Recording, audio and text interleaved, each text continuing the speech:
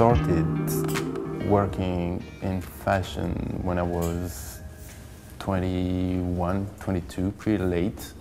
My uncle, who is a tailor in the south of France, in Marseille, took me in his shop, his workshop, and I started with him.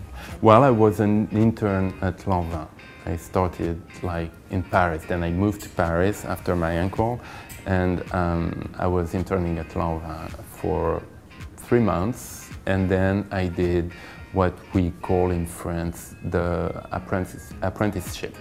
So you go 3 days at school, and then you stay 2 days in a studio learning. So it's a combination of school and real work in an atelier. But I had no idea, coming from the south of France, what fashion was and what fashion meant. And I discovered pretty much everything. Everything was new to me. First Paris, my big city, and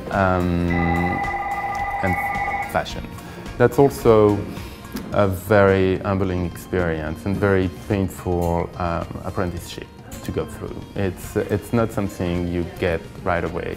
Learning to be a craftsman is a pretty painful process. Well, when I was at Hermes, I was working with Martin Margiela. That was a beautiful experience, not only because he was doing amazing, things, but also because Hermes is such a beautiful house and so dedicated to craft.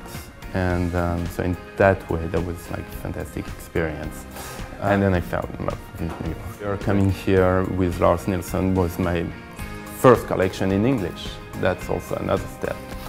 And I worked as well with Olivier Tesquin at Rochas. And that was very, very interesting experience in terms of pattern making and the way he pushes you as a pattern maker into the limits of the techniques. That was very, very impressive and beautiful experience.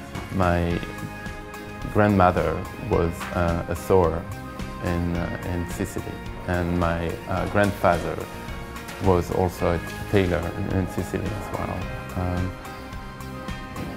It didn't really mean anything to me, I wasn't like hanging out with them and being interested into what they were doing, but I guess it was already in my blood.